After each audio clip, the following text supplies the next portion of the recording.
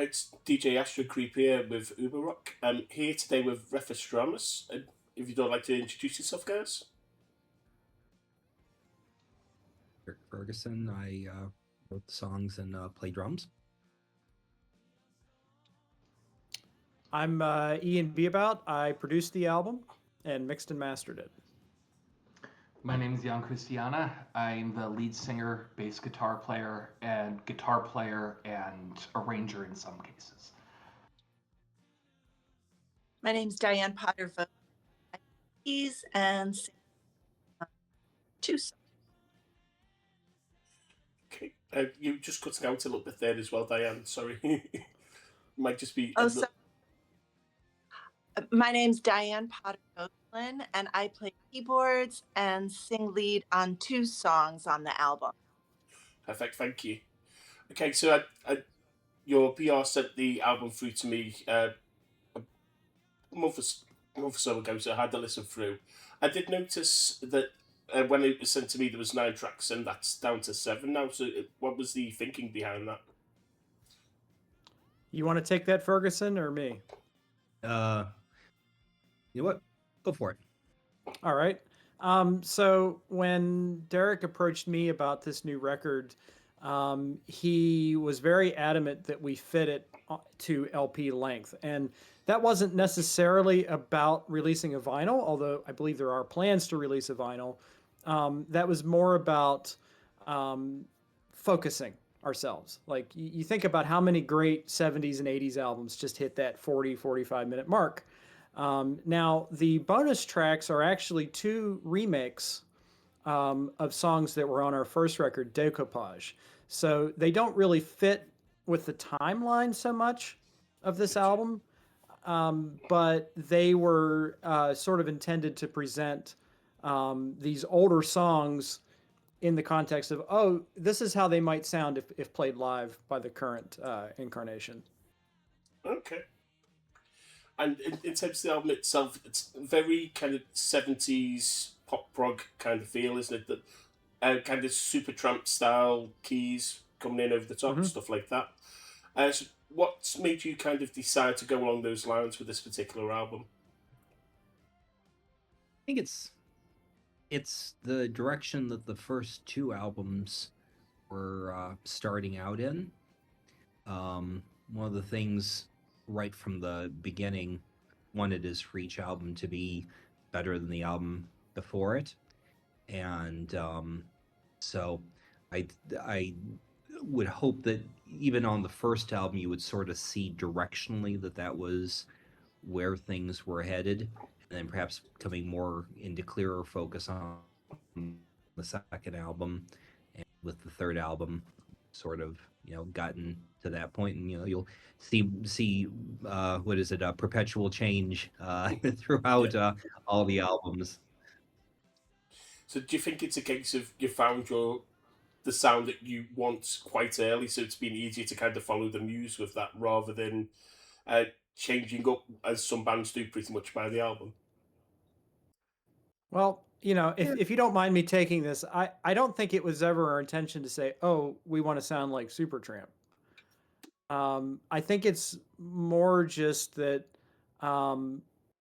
Derek and I like that sort of stuff. I mean, I have a wide variety of interests, but we had talked before that the vibe, so to speak, that we were going for, not that we're huge Asia fans or anything like that, but the idea of having like players with great chops playing pop music. Okay.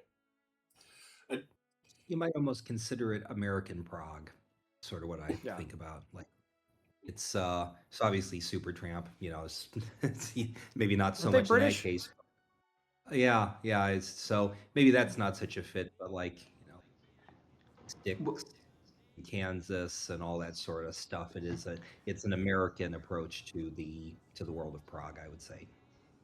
And I do think that if as you look at the history of progressive music as a whole and its relationship with the radio playtime and its performance on the charts here in America, those bands like Kansas, like Styx, They also have a firm foot in the LA studio session scene that also produced bands like Toto and Steely Dan. And that sort of music, it's often seen it as, you know, the raw British progressive music that came up into the 60s, went on an LA holiday and came back. And these are the records that were created as a result. Yeah, Well it's said. yeah.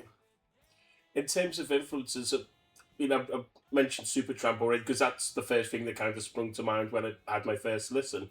But do you all have the same kinds of influences, or are they a lot more widespread? Widespread, I'd say. Yeah, I we're all bringing I mean, our I own think thing in. I think we have a common core. I think there are common few bands that little cells of us are all very devoted to. I'll just use an example here. Between me and Ian is the work of Steven Wilson, for example, in Porcupine Tree and his solo work. Hugely influential. I think Diane as well, right? It was hugely influential to us. Also going back, you know, taking something for me like level 42, way out in the right field then, but taking that little tidbit and putting it in and saying like, oh, the Mark King bass player singer thing, that sort of really extremely high musicianship but great hooks, sort of bringing the outfields back into the core as well. I think that's a good way to summarize it. And you know, bands like Rush, like I was thinking of this just the other day, like when I wanted to get in the right headspace to record the drums for this album, the record that I grabbed for it was Power Windows by Rush. Okay. And that's one of those like late 80s pop art rock pop prog albums that I think kind of fits into the world. And you know, Derek and I have Procol Harum, we have Jethro Tull. I would say we all share an interest in Genesis in a broad sense, not just the progressive material, but all Genesis. And Keith Emerson. I mean, Diane, I know that when I approached you initially to be involved with this, I was like, I kind of whispered to you, channel Keith Emerson. Derek loves Keith Emerson. Sure. It certainly opened a door for me to let my fingers fly, didn't it? So you just mentioned about you approached Diane. So how was it that everyone kind of got together then, to make the whole project? Well, Derek and I knew each other because I used to do a radio program first on progrock.com and then later on houseofprog.com. And he was familiar with me because of my weekly radio show. And then after college, I kind of struck out this whole idea of doing music production as a career. And I think we were either on the cusp of or in the early days of the pandemic when Derek approached me about mixing and mastering some older material that he had recorded from bands like the late 80s and early 90s. Now, so we worked together for a few years with, you know, different casts of musicians and session players and kind of remotely. And coming into this record, we wanted much more in-person interaction. And we were kind of encountering this issue where the people who were involved previously with the band weren't answering our calls, to be quite honest with you. And we were looking for people who were available to do gigs and were probably actually located near Derek in Chicago too. And I knew Diane through a mutual friend. Her name's Cheryl Griffith, and she was one of my pandemic buddies actually. And I saw where Diane, back when I used to use Facebook, Diane was offering lessons on piano, and I like, that would probably do me a lot of good in a producer role to bone up on some piano chops. And because of course I learned in college and stuff, but so we did like, I don't know, what was it, like 6 weeks of piano lessons or something like that. And you and I hit it off beautifully, and we had such a fun and great time, and I guess I didn't want it to end. And so I offered you a job. And you were nice enough to introduce us to Jan, and the rest is history, as they say. So when it comes to the playing live, is that something you've already done, or is it something you're looking to do to go along with this album? That's you guys. Yeah. Done a couple, and about to do some more. There was a couple festivals, IPO Fest in Chicago last year, and also HRH Prague 20 there in the UK last year. And in a little less than, or I guess, just a little over a month, we're going to be playing another festival here in Chicago. So live concerts is definitely very much something that we're starting to do. And it was such a delight to be able to come to the UK again, going back to the our sound being British prog on an LA holiday, going back to the motherland of prog, and then being able to be on stage with somebody like David Jackson from Vandegraaff Generator was just incredible. And then we, as if it wasn't sweet enough, we got to then also share a stage and perform with Alex Hutchings, who played with Stephen Wilson for the To the Bone tour, and then also with Gareth Cole from Tiger Moth Tales. All three of them are just such delightful people and amazing musicians. So if we get to what the plan is going forward is unsure, I think, at the moment, as far as how we're going to, or which returning cast members you will see in upcoming shows. If there's going to be a cell here in America and a cell in the UK with returning guests like Gareth, Alex, and David, that's yet to be determined. But we're definitely going to be coming back to the UK. We're going to be coming to Europe. We're going to be going all around here in America. Anywhere that will have us, we'll be glad to play. Okay. You mentioned about Stephen Wilson. A couple of people mentioned about Stephen Wilson. He's been involved with the reissues of the Black Sabbath back catalogue recently as well. He's remastered everything. So is that something that maybe yourself, Ian, as the mixers, is that someone that you kind of take a level of influence from, maybe? Absolutely. I'm particularly interested in the whole Dolby Atmos thing, like multi-channel. I don't mix in Dolby Atmos yet, but I'm very interested in that, and I will basically collect anything with Wilson's name on it.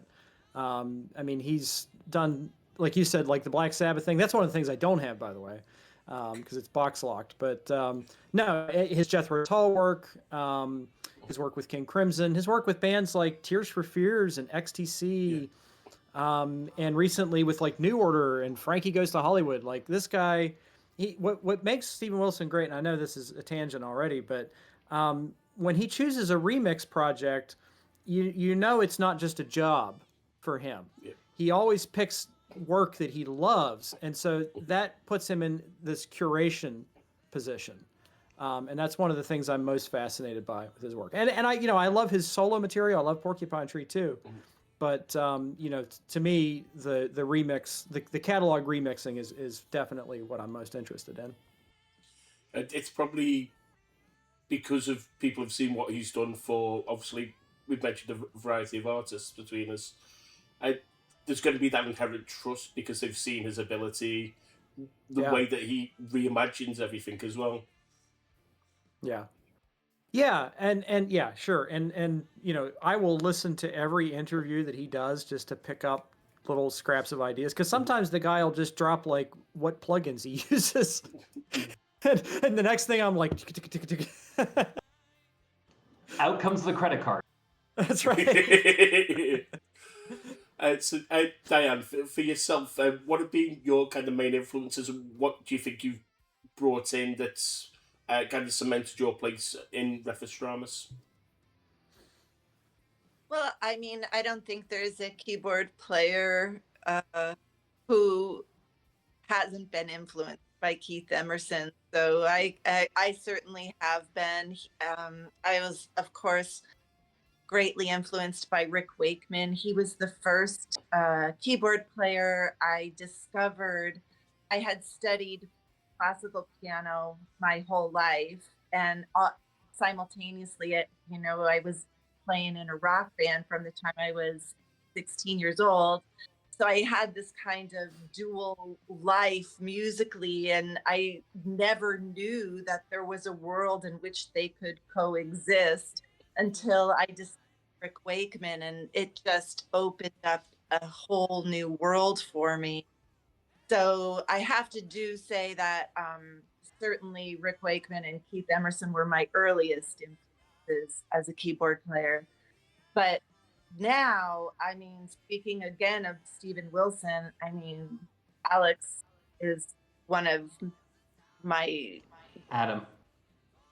Adam I'm Holzman. sorry, Adam Holtzman. I think he's one of the greatest keyboard players making music right now. His sounds are incredible. He's so musical. He's so tasteful. He can play fast when he wants to and when he needs to, but that's not the only tool in his toolbox. Yeah. Yeah, I'm very I respect Adam Holtzman's work a real lot with Steven Wilson and on his own. He But can make a synthesizer sing like a human voice. Yeah. And you can too, Diane. That's well, thank you very much. I take that as a compliment, highest form. But I listen to a lot of music, and I think, like everyone else has mentioned, I think we all notice things in all the music we listen to and think, oh, that's a cool idea, or oh, let me try something like that, or I love the way that belly sound shines up the top end, or I love the way this sound growls, or whatever it is. I love that turn of notes, whatever it is. I think as musicians, we all grab stuff here and there. Sure. It's you do all of what you do as a DIY act as well, and you cover everything yourself. You're not on a major label or anything. How hard is that in the current climate to kind of make it all work together?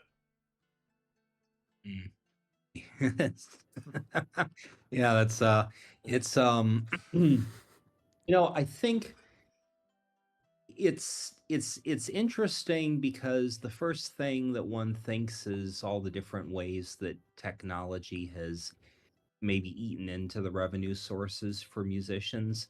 But I remember it had to have been 20 years ago now. Someone was interviewing Carl Palmer, of all people, and he flagged up something I thought was pretty astute, which is as technology sort of takes away different revenue streams, it also enables stuff that wouldn't have been possible before. I mean, just we're sitting here, you're in the UK, the rest of us are in the US, we're having this conversation, getting the word out about our music. Um, I have the ability through something like Facebook ads to go in and say, look, I want to talk to progressive rock fans in Chicago to let them know about this gig that we're going to be having next month. We try to leverage what someone named Cody Sanchez calls our unfair advantages in making this successful, and in our case, the unfair advantages that we all have a pretty decent level of knowledge around technology and how and various and sundry connections that we can sort of kind of pool and try to punch above our weight in terms of what we can achieve just with the size of the band, with the resources that we have. So I don't know. I'm an optimist by nature, so I tend to think, rather than thinking about all of the challenges, I tend to think about all of the opportunities, and in line with the idea that every album should be better than the one before it. I think we've seen that every album has been bigger and better received than the one before it also. So I guess yeah, it's from Little Acorns, Mighty Oaks Grow, and all that sort of stuff. We're still a little bit early on in the sapling stage, but thus far, I tend to focus more on the rate of growth, and it's been very encouraging. You can tell he writes the lyrics, can't you? In terms of, sorry. No, I appreciate that. I'm never quite sure. It's yesterday I was saying, so I just literally yesterday sent the demo for the first song, or I should say I sent the first demo for a song on album number 4, and the lyrics can be interpreted in 3 or 4 different ways. They mean things on 3 or 4 different levels. And I was saying to myself, but you know what? I always like to do that with lyrics. And I was thinking, well, I usually do that with lyrics. And I thought, well, I guess I sometimes do that with lyrics. And then I thought, actually, wait, now I stopped to think about it. This is the first time I've written a lyric that works on 4 different levels. So I appreciate that. Kudos for the lyric writing. When it comes to writing songs, do you have a set method for doing it? Would you maybe put some drums down and some lyrics, and then everyone contributes, or does everyone kind of bring their own ideas in at different times to suggest, oh, how about putting this into something, along those lines? Evolving ever Yeah, they're all since the different. first. Okay, Yeah. I it's think it's it. So I tend to be a fairly methodical person. Sorry. Oh, I was going to say I tend to be fairly methodical myself. So to the extent that it becomes more and more of a refined process, that gives me some element of comfort.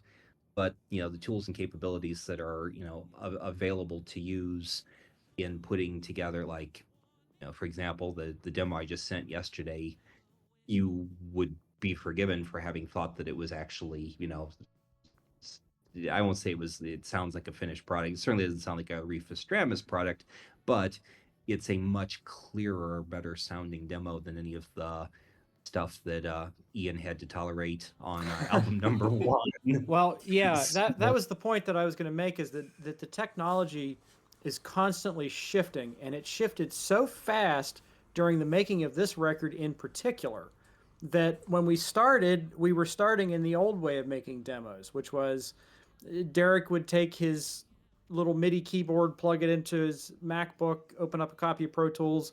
He'd plug all the different parts. Okay, here's the keyboard part. Here's a guitar facsimile. Here's a vocal facsimile. And then he might, play his electronic drums in his apartment to it, and send it to me. And then, I'm using quantization tools to try to lock it in with the beat, the metronome. I'm kind of reinterpreting some of his rhythmic ideas because he was just kind of putting them down real quick. So I'm sort of solidifying and interpreting them. That's how we started. And then, we would take that to the studio. And generally, the way I like to build up a track, and I'd say is the most conventional way to do so, is like building a house. So you start with your rhythm tracks first and build up to the top for the vocals. So that's how we started the album. And then in the middle of that, the AI thing starts to kind of creep in and become more accessible and more beneficial toward our needs. And so I started getting hybrid demos where it would be like a combination of MIDI stuff that Derek was putting down in his apartment with some AI generated material on top of it. And then I would say by the time we got to Deathless, we were dealing with AI generated stems that were then taken to the studio and the musicians are reinterpreting. To be very clear, that just the AI was just serving as a way to take what Derek had written on the paper and make it audible. Yeah, right. Nothing. So Right. I'm going to be the curmudgeon here for a second, and I love my bandmates dearly. I hate AI. I will scream that from the mountaintops. I know Derek is a master of it, and it has benefited us in certain ways for sure. Yeah. But I would never, and I feel like it's important to say this as clearly as possible, especially in this day and age when we don't really know anymore what's real when you have platforms like Spotify espousing their own AI generated music. When the way we use AI is in Refestramus is purely as an auditory aid to be able to translate ideas from one person to another. Yeah. It's It's a never blueprint. it's a blueprint. It's never a generative thing. It's No. never something that is nothing is written by AI. Nothing is no ideas are transmitted or make it onto the record that are from AI. Likewise, no AI tracks ever end up on the record. No, They're no, just no, a no. way to make it streamline the process of getting everyone on the same page where the idea of the music is.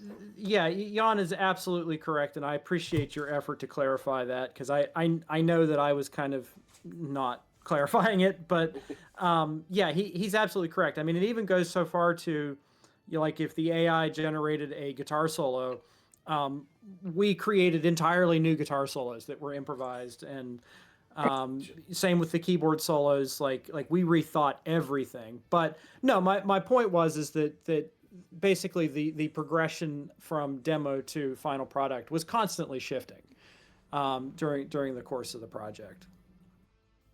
I think it's a good example of how the tools have evolved to enable creativity, because if you stop and think about just what would it be a year ago, I'll be super generous and I'll say a year ago, it was probably closer to 9 months ago.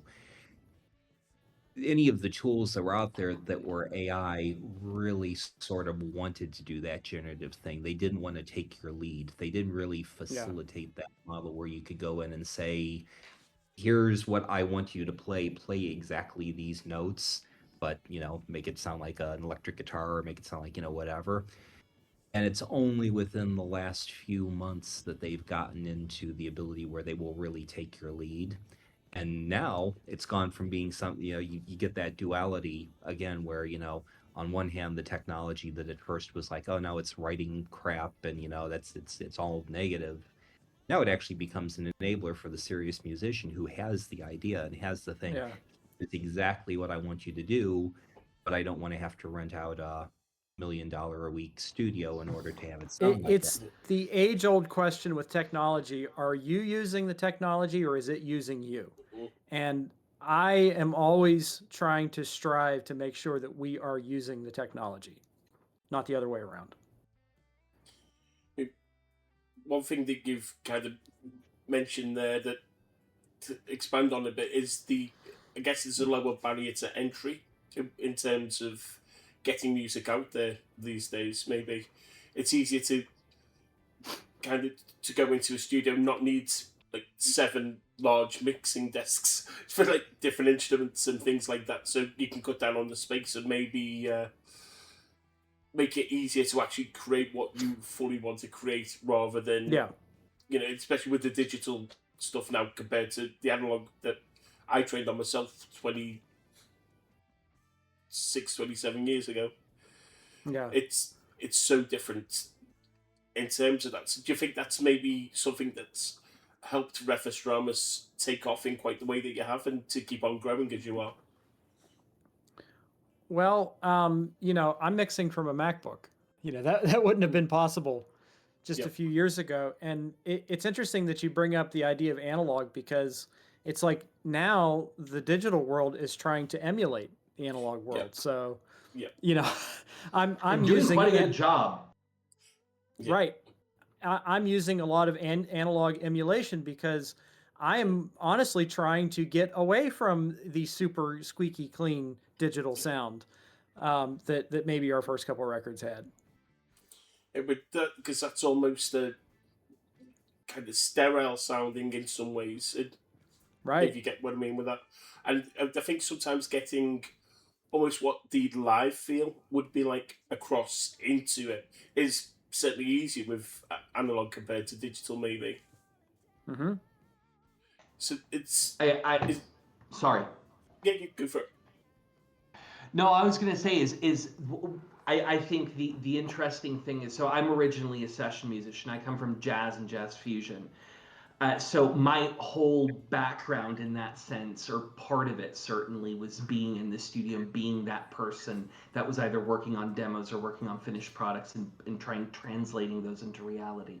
The difference, I think, I guess my first point is I guess I will once again be the curmudgeon and say that I'm not entirely sold yet on the idea of using or of the real human musician being replaced, even on the demo side, by AI. That being said, the brilliant thing that I think Ian and Derek have mastered truly with this project is that they found a way to communicate ideas rather than notes.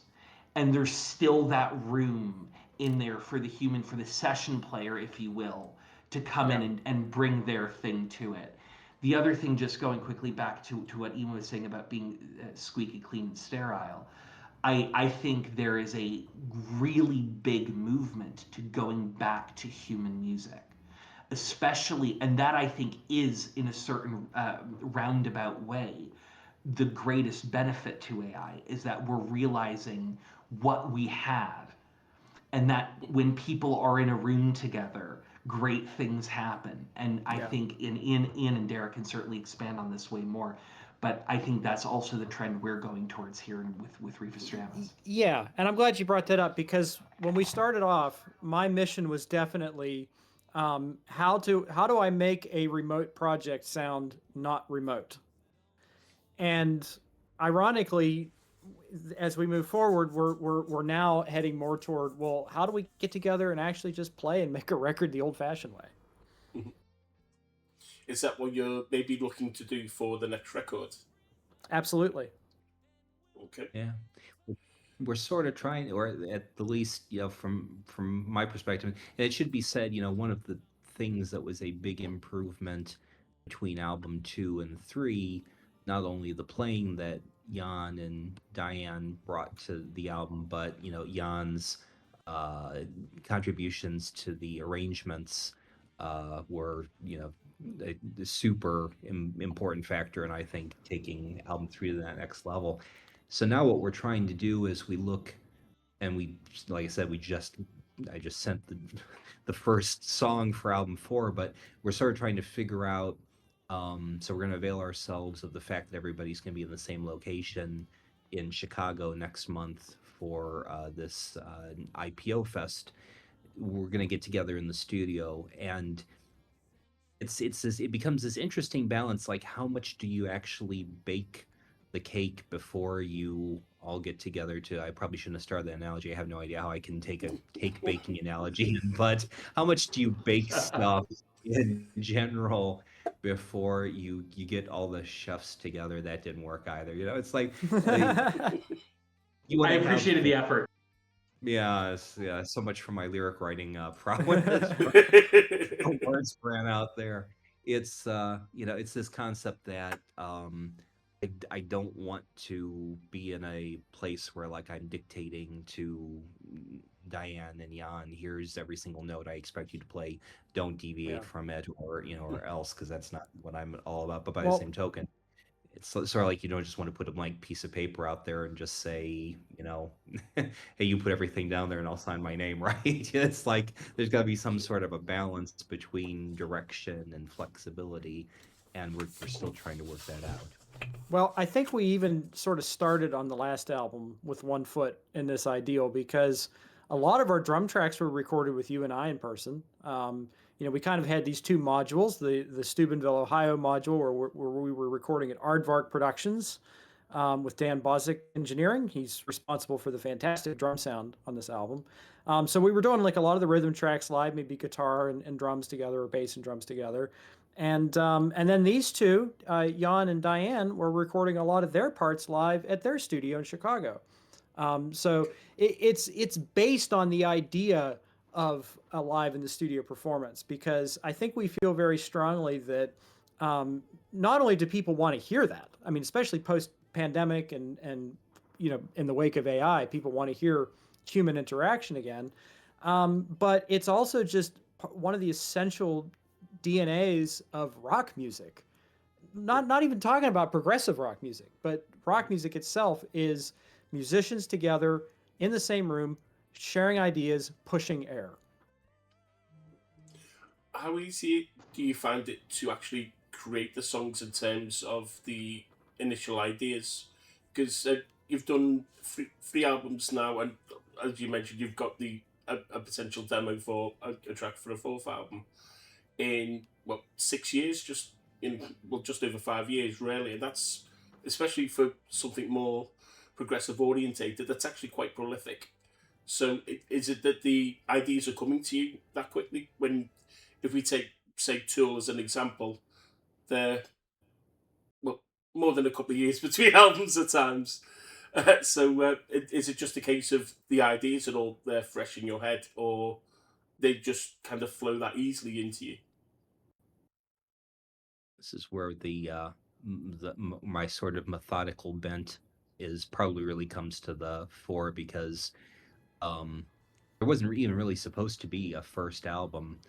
I just wanted to do I wanted to finish a song during the pandemic that I had left off half finished when I stepped away from stuff in the early 1990s.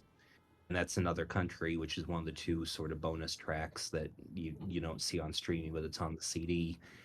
And I enjoyed that experience so much that then I thought, let me just, we got lots of time during the pandemic. Let me write a new song and see what the experience would be like, because Pro Tools didn't exist in the same sense when I stopped in the early 1990s. And that's Wasteland Part 1, which is the other extra track on this. So it's sort of interesting to hear the last, sort of where I left off and where I came back from. And then Jerry King, who was a friend of Ian's that he introduced me to, and who played bass on that first album, said there should be a CD. So I thought, all right, well, fine, I'll continue on. And I wrote that. And then the second one was more deliberate, because after the first one, it was like, yeah, I'm happy to be back and doing this. I want to do another full album. Going into this fourth album, I've actually got a methodology I've sort of built up between the second and third albums, which is, as I have little melodic snippets pop into my head, I record them on my phone voice. I mean, I have a terrible voice, so wouldn't wish hearing any of this stuff on my worst enemy, but I hum the little snippets in there. And when we were done with the third album, I had 150 different little snippets. And I was talking with Ian about the fact that one of the things I love about like a band like Jethro Tull is they left so much great stuff on the cutting room floor. And so it implied to me this idea of almost like a sales filter, where you have, when salespeople are working phones, they've got the prospects, and then some of the prospects become lead. I guess they've got the leads, some of the leads become prospects, and it just sort of whittles down, whittles down, whittles down. So that 150 hum stuff, I purposefully didn't listen to for a year to get that distance from it. And then after a year, I listened to it, and like half of it was like, "Ooh, yeah, that it has potential," and half of it is like, Yeah. "God, what was I thinking?" I can't get that away. Well, I think also you had like 20 years away from music, so it's like you probably had built up a backlog of ideas over that Yeah, time. that's probably true too. I hadn't thought about that, but I'm sure. And in fact, um, some of the stuff that you heard, like even at the start of Into East, the very start of the album, the song DMK is a musical idea that I had on an old cassette from like 1989 or something like that, uh, brought up to date. So, but I think this album, um, it's gone from 150 down to half that, maybe 75 down to half that. And so now we're looking at a set of about 30 some solid song concepts going into it, which if that turns out to be 12, that would be. If there's any way on this album to wind up recording more than we need, because up to this point in time, it's sort of been, we've recorded just enough for the album, and we've done all the whittling beforehand. It would be nice to actually have a surplus of material coming out of this album, I think so. I guess it's And one. then there's plenty of room. Sorry, the Give- lag. give- I was just gonna say that then there'd be enough material for a deluxe Japan only release, right? Exactly. Yeah, and should we talk about some of the extra material that could be included on a Morri's Rock Boutique extra release? Because we do have this little HRH film that we've been working on. Yeah, you want to talk about that? Sure. So these folks went to London. I didn't, unfortunately, but they went to London to play. They recorded the entire thing, which included, as we discussed, David Jackson, Gareth. What's his name? His Cole. last name? Gareth Cole. Yeah. From Tiger Moth Tales. From Tiger Moth Tales, and Alex Hutchins, formerly of Stephen Wilson's band. And the whole thing was filmed multi-angle. I mean, like somebody in the audience had like a wide shot and there's a close up, and then there's some cell phone stuff that's kind of getting some cinema verite stuff. And we've been working with a filmmaker. Her name's Anna. What's her last name? Fofkin? For purposes of this, let's go with Anna Fokina. Okay, Anna. So we've been working with her to kind of just whittle down the footage into a nice little, presentable piece.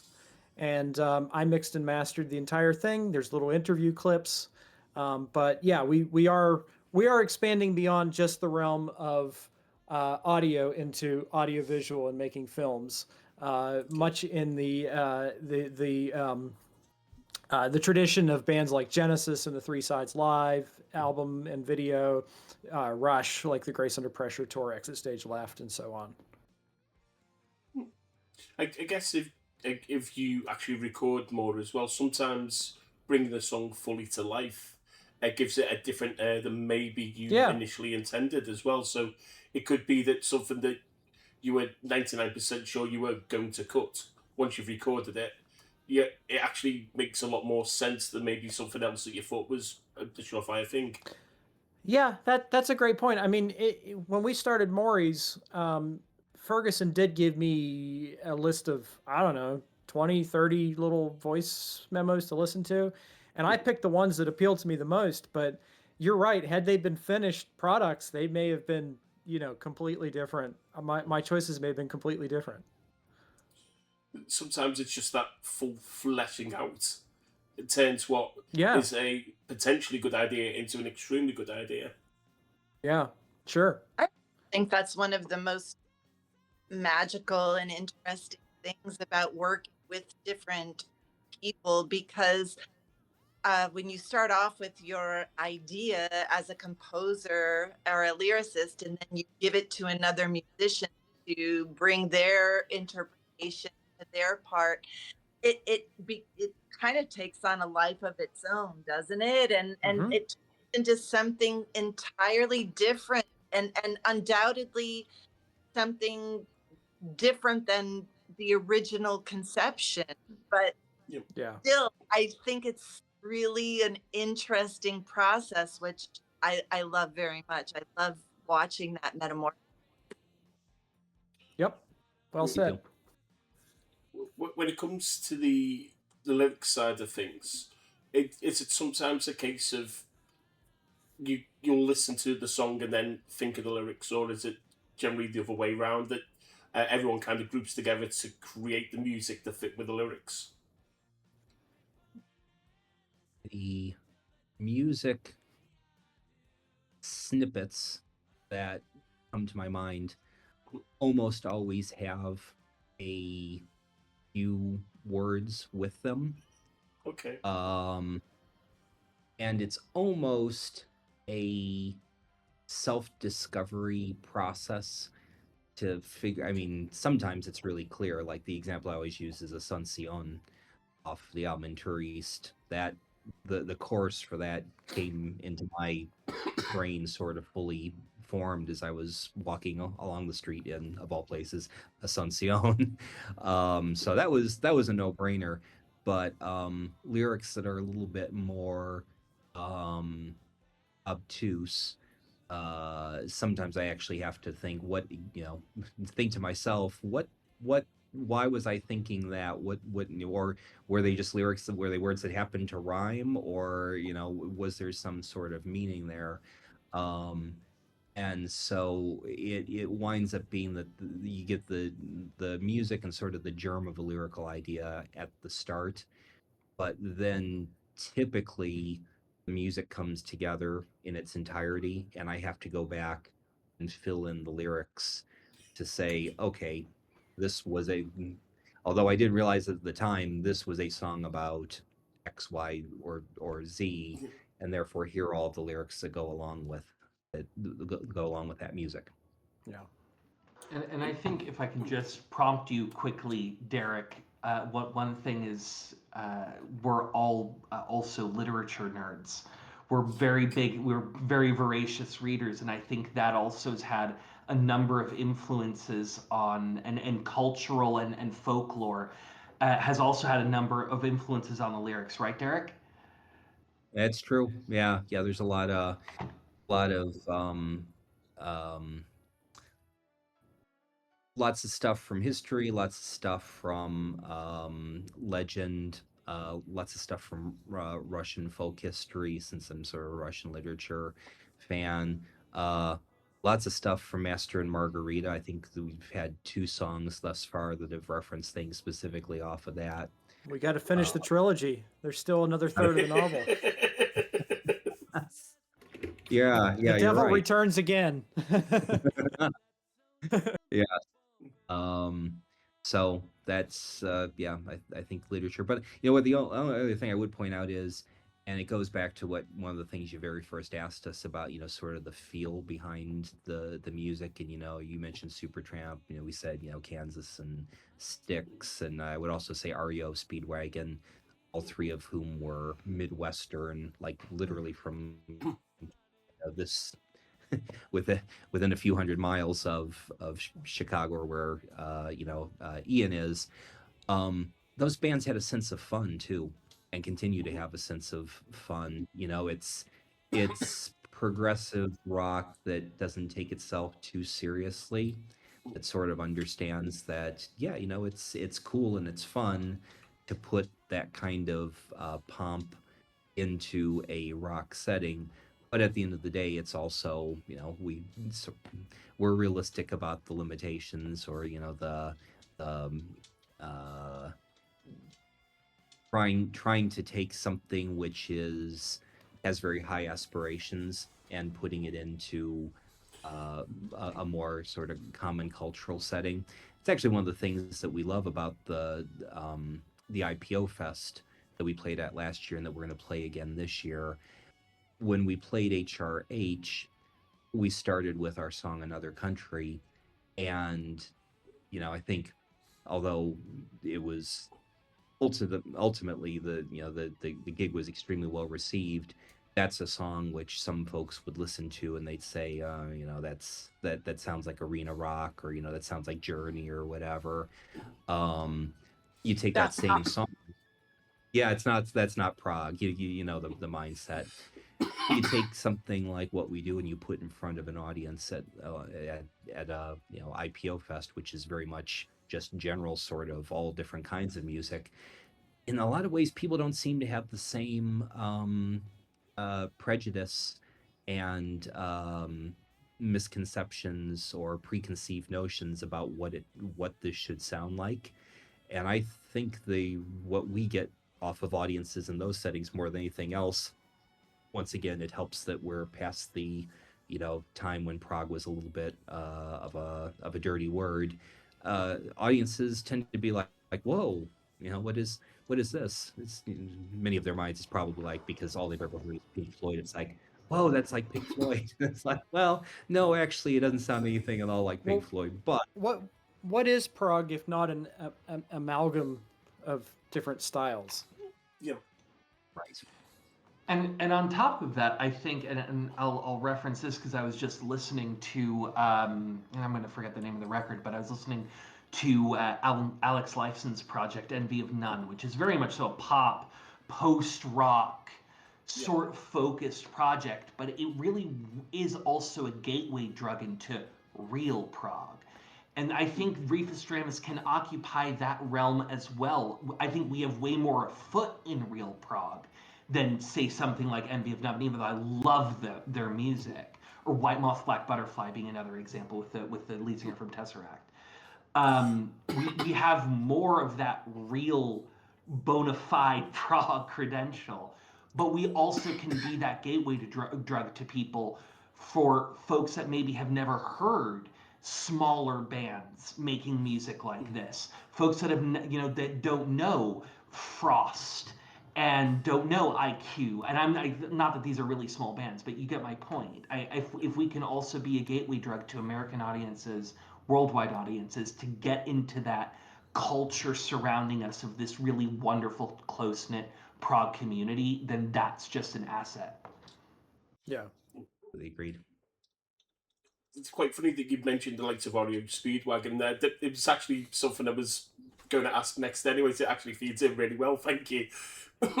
It's that a lot of the kind of 70s music, even like some of the prog stuff, came from, well, in my opinion, obviously, a couple of bars written by Cream in Badge. The dum dum dum dum dum dum dum dum dum dum, and you hear it at the start of More Than a Feeling by Boston, like almost perfectly mirrored. And there's that kind of sense in a lot of those kind of Audio Speedwagon and other bands from around that time, in that kind of AOR proggish kind of sound. There's just so I'm trying to think probably how to articulate what's in my head. It's it's amazing just how that those couple of bars in that song. You all know the song Badge by Green, yeah. Mm-hmm. I figured you probably would, but I don't like to take it for granted. So it's a pretty famous song, to be fair. But those bars almost kick-started that entire sound that so many bands kind of took on and made into their own in so many ways. Perfect. Yeah. I was going to say, since it's about Jack Bruce, I'm sort of inclined to just point towards Jan, but I guess Ian's got the box, so there we go. I was waiting for the moment to bring up Jack Bruce. I was gonna say it, but go for it, Ian. Oh no! I missed the question while I was running for my copy of the Cream set. What was the question? I was just talking about how those few bars in Badge spawned pretty much a generation of bands from Audio Speedwagon, that AOR proggish kind of crossover, and just how in some ways bizarre, I think, that those couple of bars had such a profound impact on that entire scene. I mean, look, I it's the same. Go ahead. I'm sorry, Ron. I just was gonna say that you could say that about it's crazy how Robert Fripp also has such a huge influence. Now you hear those like those lines everywhere, not everywhere, of course. You don't hear it on pop music, but like it was such a huge influence. I'm sorry, Jan, what did you want to say? I mean, I was going to say something exactly along the same lines, but instead I'm going to bounce off what you said. I mean, the entire genre of math rock, or a Midwestern math rock, doesn't exist without Robert Fripp. Yeah. It just straight up does not exist. Yeah. And I think there are a number of other seminal musicians that, and I am going to take a bass player a focused answer here, and I'm going to say just look at the Beatles. I'm look at Paul McCartney on bass. Look at something like Come Together, where that had we ever heard a song in that level of popularity that had a bass riff. And I think that sort of thing has even influenced us. I mean, Ian and I love to say this story about the Lucky Ones, where you had. I mean, take it, Ian. I enjoy that one so much. Well, the Lucky Ones. Ferguson, do you want to talk at all about what that song's about? Is that pertinent? Before I go into this. Yeah, it's. I think I might not have heard the second half of the story before, because I had to leave that last interview early, so I'm looking forward to it. So stop me if I go past the point. Lucky Ones is a song about someone with whom I had to interact who was just a really extremely mean person, but they were also as you sort of got to know more about them, you realized that they were also a very extremely unhappy person. And so, the moral behind the lyric really is just you never know what's going on in people's lives. You never know what's happened to them before and all that sort of stuff.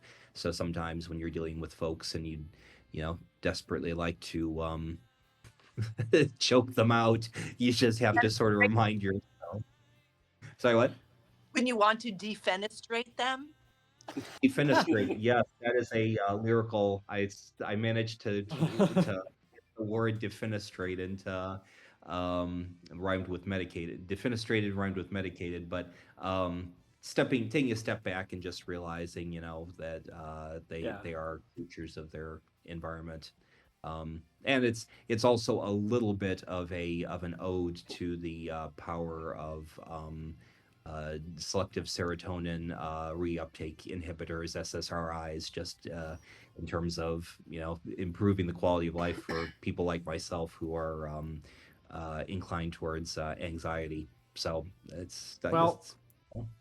when I heard the demo for the song "The Lucky Ones," it evoked the late '60s era to me, the psychedelic era to me, specifically because of that, because it's essentially a drug song.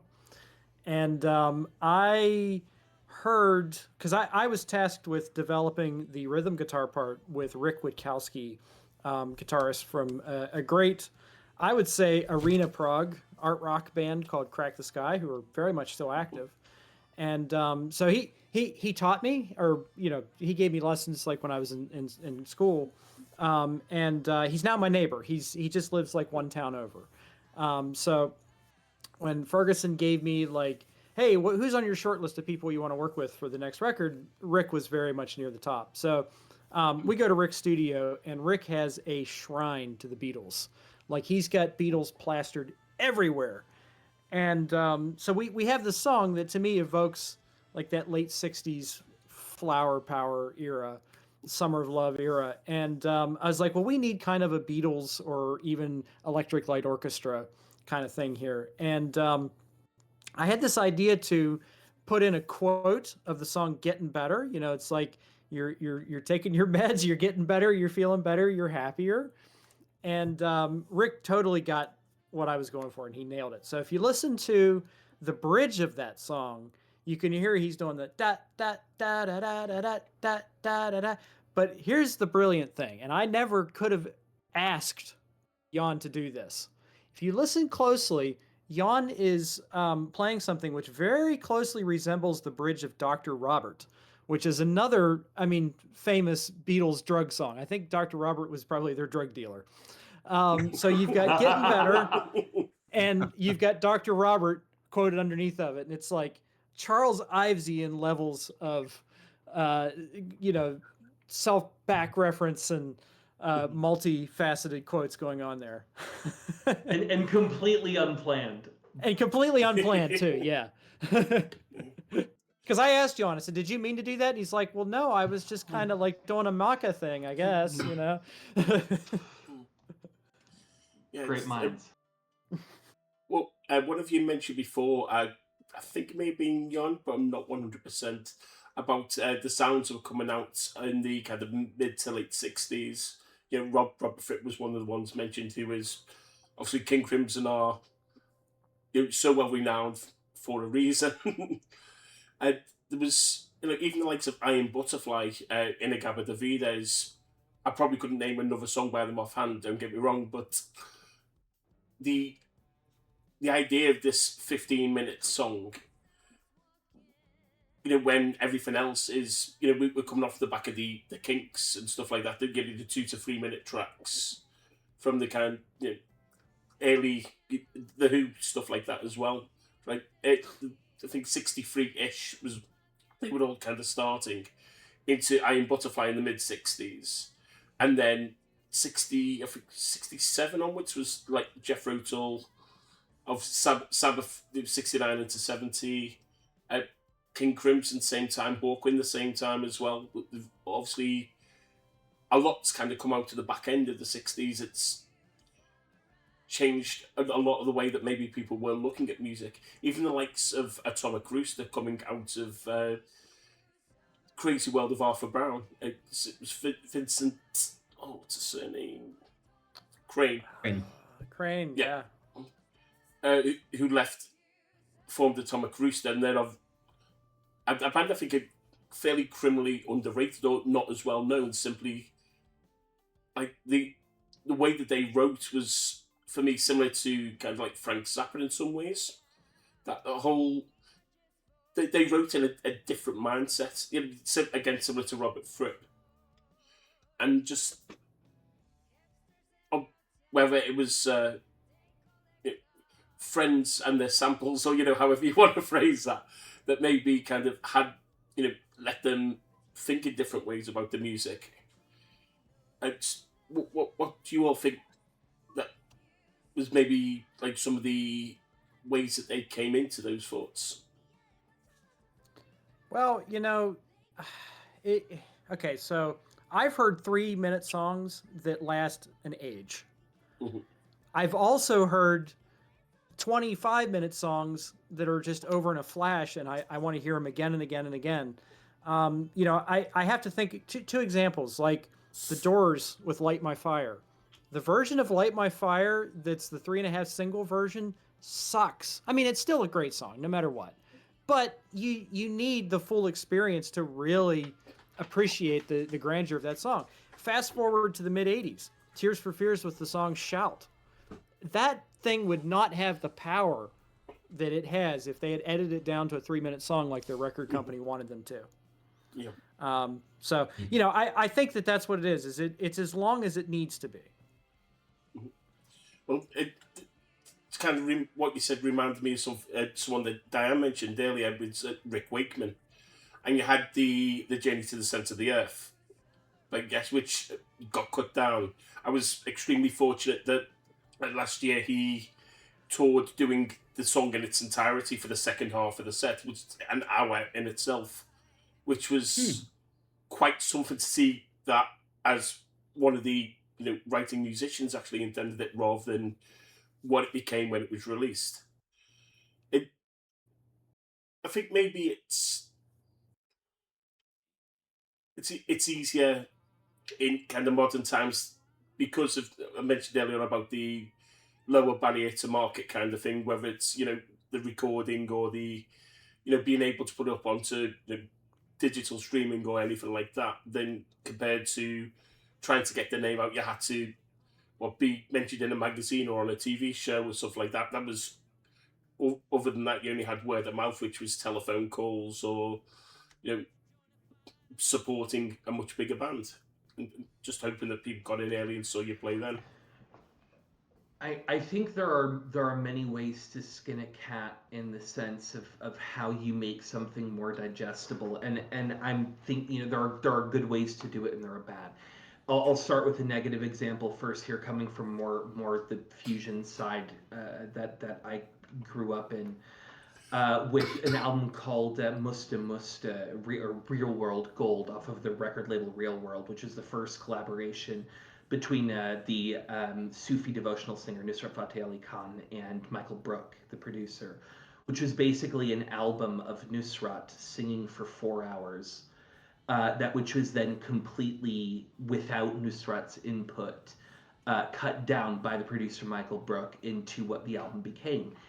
I will say it's one of my favorite albums of all time, but it's also totally sacrilegious because it's making something that has a form and a journey and a meaning into something that's nonsensical and purely for auditory experience. Likewise, you can take something like a jam session. I don't have a great, I was trying to think of a good example as a positive.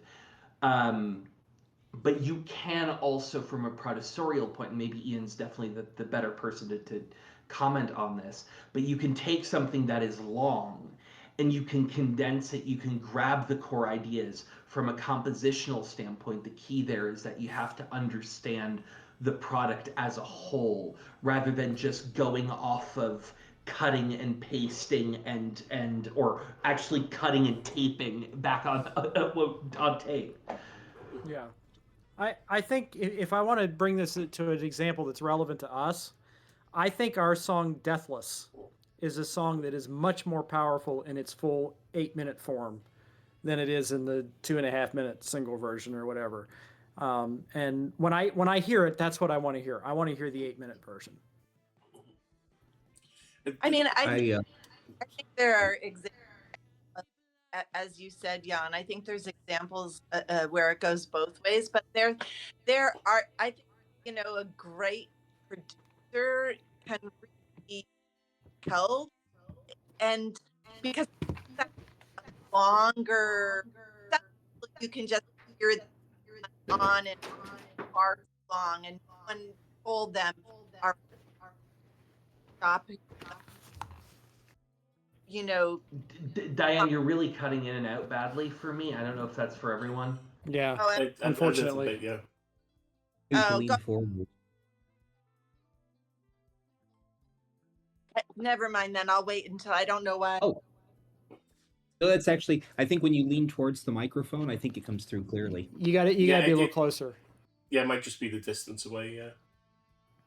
I was just saying that I think that some long forms do benefit from being spliced or compacted. Sure. I think yeah. long forms definitely, and I agree with everything that both Jan and Ian said previously. It's individual and goes from, like, I'm not talking about Deathless here, obviously, and I'm not, I'm just saying that some things, when I hear them anyway, personally, I think, well, maybe that's a little long-winded.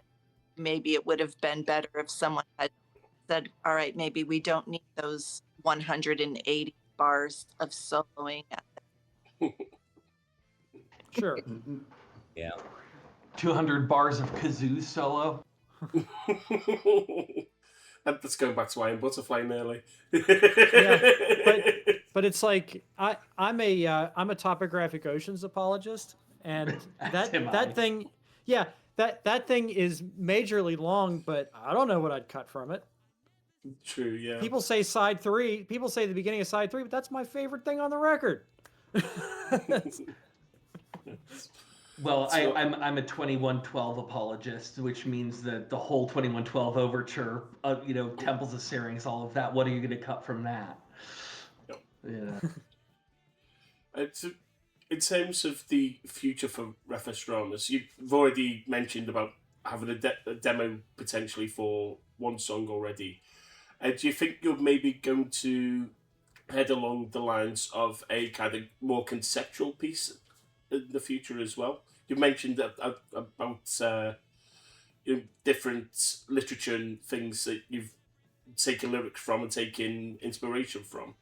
Are you considering maybe doing, as an example, a piece based on, say, Lord of the Rings, or just as an example of a quite famous literature piece?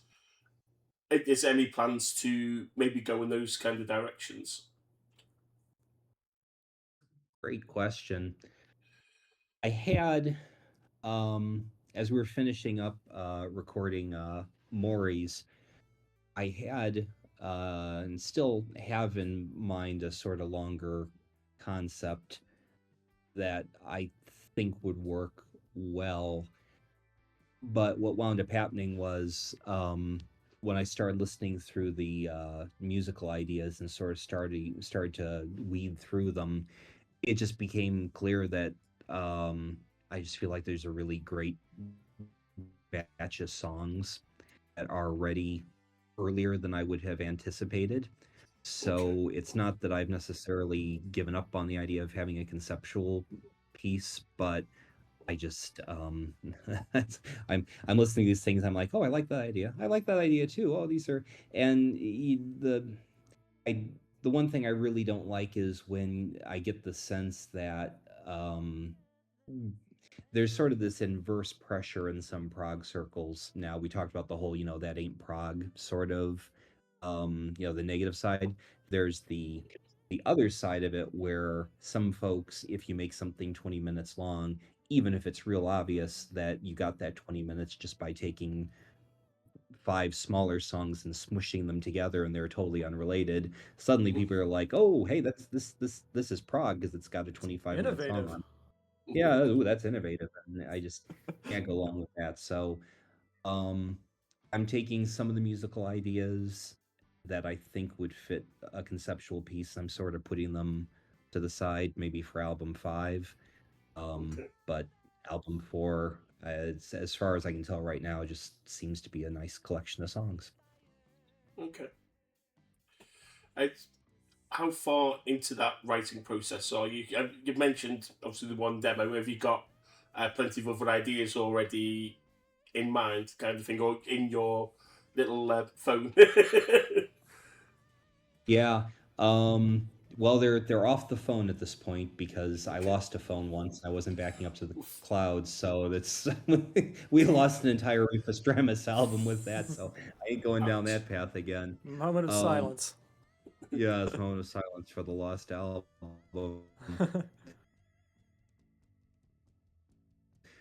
Um, I mean, it's truly there are probably already songs at this point that have made it through successive rounds of culling. So, I don't think it's gonna be a whole long wait before the next album. Having said that, it's basically one full demo at this point. So there's a need to do a lot more on that. So I guess watch this space. What we need to find is, if we're the Smiths in this analogy, we need to find our yes, who's between 90125 and Big Generator. We can do 5 records and world tours and a number of hit singles. We can Yes, avoid the breaking exactly. up at the end. I Yes. guess that makes me Trevor Horn. Morri's came out, I think Friday, wasn't it? A couple of days ago. How's the It's reception been streaming to on it so? Friday. Yeah. How's the reception been so far? Well, I was looking at our Bandcamp page and I noticed that about twice as many people have bought it than I was expecting. So I'd say that's a good start. There is the sense that it's a little early yet to be able to tell really what kind of impact it is, but it does feel like we're doing a lot of press lately for it, which is really nice and it's been enjoyable for us. The reviews have been positive. Even Prog Magazine, which I think has a reputation for being harsh, was very kind to us, I thought. And time will tell. But at the moment, and I have over 60 credits to my name, and at the moment, this feels like the project that has the most traction the most quickly. But we'll see how it goes. Okay. And then I've got. I feel So I feel like we've gotten a lot of feedback too that people have remarked how they enjoy how entertaining the album is. That's And great. yeah, I think we've gotten a lot of that. It's, a fun album. There's humor in the album. Even if you take Hell or New York City, it's like that, like, it's funny and it's funny, so, but it's serious. It's funny, but it's in 5/4, right? So yeah. so We so I feel like that's been very reaffirming because how I understood what Derek, you and Ian were going for was exactly that. You like something that wasn't heavy or negative, depressing. I when we first talked about it, I remembered you both saying that. And so I've liked that we've gotten a lot of feedback saying, yeah, that's how it sounds to other people as well. I'm absolutely delighted to hear that. Because I'm a big Frank Zappa fan, and I've always liked the playfulness of Frank's music. And it's like when you listen to Frank, you get the sense that these are musicians who are taking the music seriously, but not themselves too seriously. Yeah. And I think prog needs more of that. I mean, one Agreed. thing with Zappa and Fripp as well, I think the way that they were writing was almost in a more classical style, as a full composition rather than maybe just thinking about a song and the usual kind of layering and creation of a song. If Yeah. using the Court of the Crimson King album as an example, going from a 20th century schizoid man into Court of the Crimson King itself, such different sounds. The jagged, weird kind of approach to schizoid compared to the very grandiose, symphony hall kind of style writing for Court is just so different approaches, but still complementing in a weird kind of way. Yeah. And I think that just it feels more like that. I think in a way even Hendrix was kind of heading in that same kind of way before we obviously unfortunately lost him. He seemed to be expanding the way that he was actually composing, I guess, rather than writing. I know they're obviously very similar, but I feel like there is a difference between the two. Maybe the approach that's taken to the writing. Well, I've always been a big fan of contrasts, and I think if you want to play loud, you got to play soft. Yep. If you want to be happy, if you want to show happiness, you have to show sadness. Yep. And that what you're kind of going in there, like the Court of the Crimson King is grandiose because Schizoid Man is so crazy and insane, and that can stand on its own because I Talk to the Wind is so delicate. So. Yeah, I'm a big fan of dynamics, and not just in terms of like, loud and soft sounds, but also dynamics of emotions. And I feel like that it's a way of communicating things more clearly if you have those contrasts. I mean, the whole loud soft thing became, I'd say, probably even more prominent, certainly in the mainstream with the likes of REM, Pixies, the kind of early 80s REM stuff going through into the early to mid 90s when you had obviously Nirvana coming out late 80s, the likes of Alice in Chains and that kind of 90s alt rock, and the grunge scene that was quite congruous with it were all about that loud, soft dynamic that, as you just mentioned, King Crimson were using 2 decades before. Oh, yeah. Well, Kurt Cobain loved the Red record. Yeah. It's just always interesting for me that those same concepts do keep coming back up in that way, and the way that they may hide from even like the mainstream for a bit, but they end up coming back out, reappearing from nowhere, really. Well, I think you'd find them in classical music. Yeah, it's. I was just gonna say that too. You can find that in symphonies. It's a continual concept. Yeah. Well, Hall of the Mountain King, quite a good example of that. Obviously, that builds up to quite the crescendo. But I'm sorry, I've realised how much of your time I've taken up. So I've got one last question for you. Refestramus released another couple of albums. You're storming the world, touring arenas. What is going to be your rider request? The more out there rider requests are you going to be asking for? Do you want to repeat that question? I love that. Rider request. Like the Van Halen rider request. Yeah, I think rider request. Oh, yes. Well, you know why he did that? It was because so you know the purpose. Yeah, it was the safety thing. Okay, yeah. I'll let Ferguson take that one first. Oh shit. I have no imagination. Does anyone want to take that one? And maybe I'll circle to me at the end while I try to think of something inventive. I'm trying to find some sort of really obtusely rare whiskey. That would be that would be a possibility. I need to hold on. I'm also going to mull this over. Diane, do you have anything off the top of your head? The only thing, and this isn't even funny, the only thing that I always wish I had when we're performing is a piano to warm up on. So yeah, I would like to have 1920 Steinway. I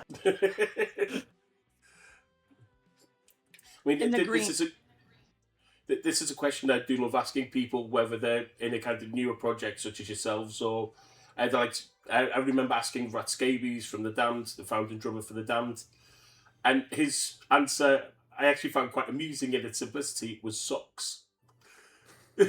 So when he was out touring all the time, he didn't have to constantly wash his own socks and underwear. He'd always ask for some on the rider, and I can compare that to other bands I've spoken with who have had answers such as there was one band that had asked for several pictures of Nick Cage put up in their dressing room, which did certainly crack a smile. And then there was a heavier band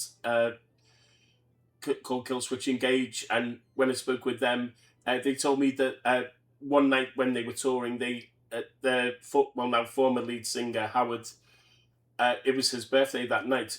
So they got the tour manager to arrange for someone to dress up in a death costume and follow him on stage, and he had no idea what was happening.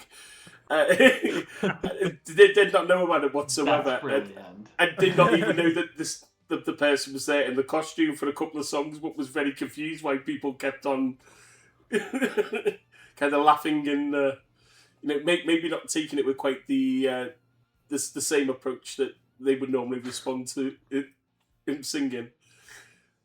So it is meant to be a bit of fun. So I love it. What crazy stuff would you all ask for? Well, I think the best that I can come up with, I'll give you one practical, one funny, and one crazy. Okay. My practical would be a place to warm up my voice. That is something that I really dislike about playing in places that don't have green rooms, is you have to go outside or into your car to warm up. And as a singer, warming up while seated is, paramount to suicide when you actually get on stage. Yep. So that would be my reasonable one. My funny one is I am a very big enjoyer of Yorkshire tea. Okay. So I would say enough Yorkshire tea to have 1 or 2 cups before some almond milk as well. That would be my funny, or I guess somewhat funny one. The crazy one, though, I will say that I think after a show is not complete until you've had some form of good whiskey. So I'm going to say a 10-year-old Cascade Lafroig. That's going to be my answer for the crazy one. You're Swiss, Jan, so I thought for sure it was going to be Swiss chocolate. Oh, that's a good point. Yeah. I could have them import something. Oh yeah, Rivella. That's a good idea. I didn't even think of that. That's a Swiss. It's a Swiss soda made with lactic acid. It's actually very tasty. It sounds disgusting. Okay. Next. Your turn, Ferguson. I don't tour. Yeah. I guess. So I have 2 thoughts. First, a little bit practical for large portions. Well, actually, as you know, because we went to a vegan restaurant when I was in Manchester for decent portions of the year, I wind up having to be vegan. So I would want to have something that I can eat. My daughter, who just turned 23, has been a vegan ever since she was 4 years old.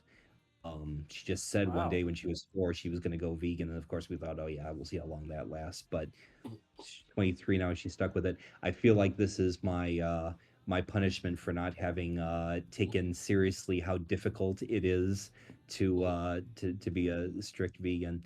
But the other thing I was going to say, maybe as a sneaky way to mention it, Diane and Jan, are both in a band, Octarine Sky.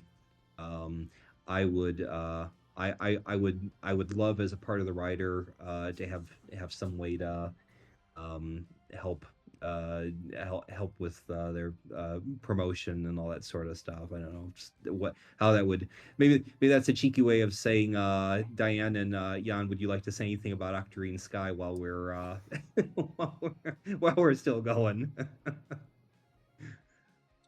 I was thinking about it because I think Octarine Sky, you know, going back to what we were talking about before, you know, like compositional techniques and seriousness versus light-hearted or entertaining. Like, I think Octarine Sky, I mean, you know, brings in those heavy, you know, like we have the first movement of the Ginastera piano sonata for trio arranged as the opening of the album.